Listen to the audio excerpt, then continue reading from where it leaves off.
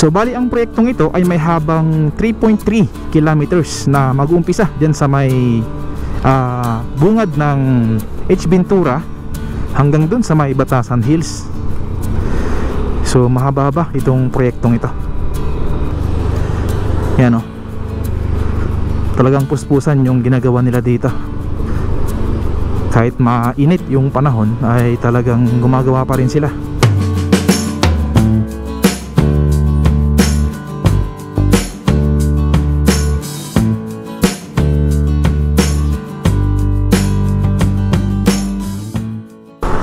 Good day guys! So ngayong araw ay mag-update tayo sa isa pang road extension dito sa may Metro Manila. So nung nakaraang update natin ay in-update natin yung Visayas Avenue extension dito sa may Quezon City. And then ngayon naman ay i-update natin itong Katipunan Avenue extension. So samahan nyo ako at i-update natin itong Katipunan Avenue extension. Alright, let's go!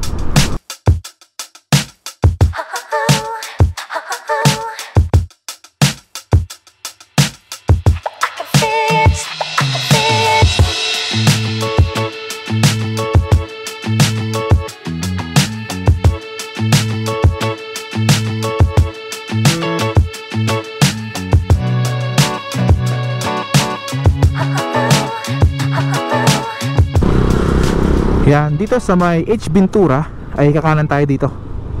So yung project na to ay magsimula dito sa H. Ventura and then matapos o tatagos dun sa may Batasan Hills. So para makaiwas ng traffic dito sa may bandang Commonwealth, kaya ginawa itong extension na to dahil sobrang traffic yung bandang Commonwealth, lalo na pag rush hour. So dito ay mapapansin nyo na 2 lanes na siya. Nung unang update natin dito ay 1 lane lang to. So bali ang proyektong ito ay may habang 3.3 kilometers na mag-uumpisa dyan sa may bungad ng H. Ventura hanggang dun sa may Batasan Hills. So mahaba-haba itong proyektong ito.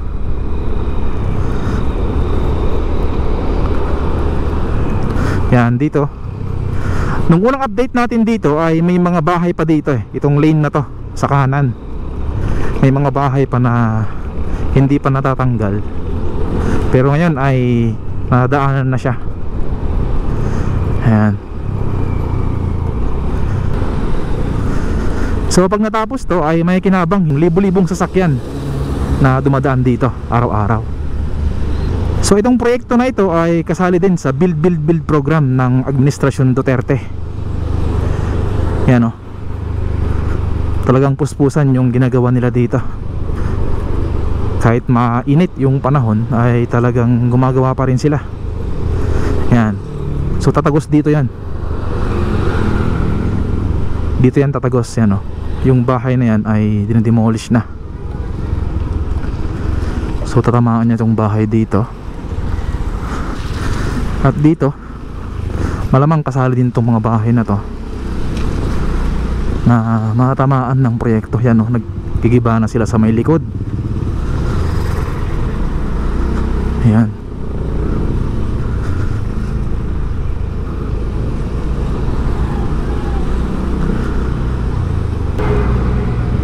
So antayin natin na makompleto yung ginagawa nila dito, dahil itong proyekto na ito ay may problema pa rin sa right of way. So kailangan ding bayaran tong nandito sa may gilid na mayroong titulo. Tapos dito natatagos yung ginagawa nila doon. Tapos dito ay kakaliwa tayo at dire-diretso na hanggang dun sa may dulo. Doon natatagos yung ginagawa nila dun sa may subdivision. Yan, diretso lang dito hanggang matagos mo yung ginagawa nila doon na subdivision. Yan. Ipakita ko na lang sa inyo para alam nyo yung route ng proyekto na ito, dahil nung una ay medyo naliligaw din ako dito.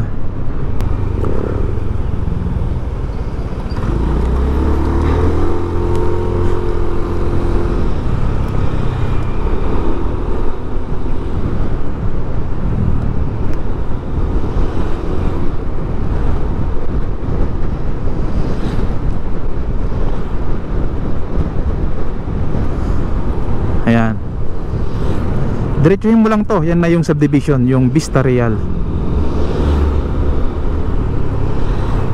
Yan, dito na yung tatagos yung gagawin nilang extension. Yan, Katipunan extension, yan o. Yan, dito tatagos yung gagawin nilang extension. Yan, as you can see oh, talagang sobrang luwag itong kalsada na ito. Yan o, may ginagawa ng mansion dun oh.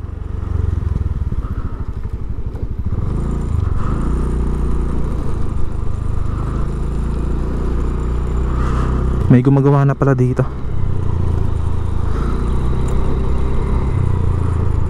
Yan, ang ganda ng mga gate nila.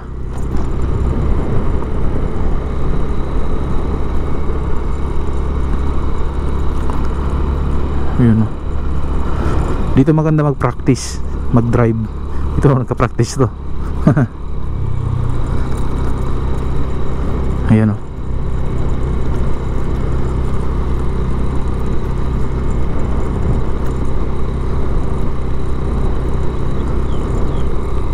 Ayan, didiretso hanggang dito. Ayan, tapos nito yung sa Batasan Hills.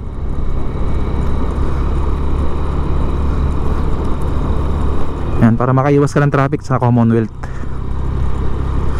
Kaya ginawa itong proyektong ito. Ayan o.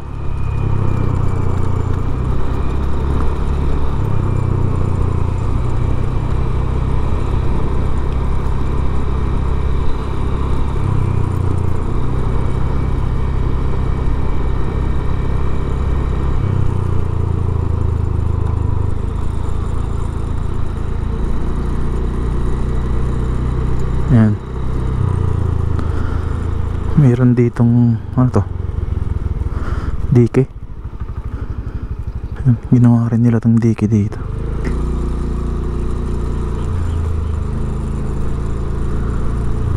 Ayan.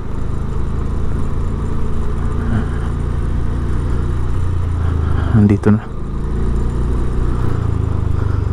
Dito tatagos yung kalsada. Init. Yan, ikot lang tayo.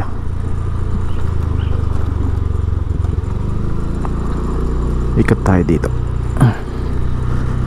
So dito na, may mga gate pala to.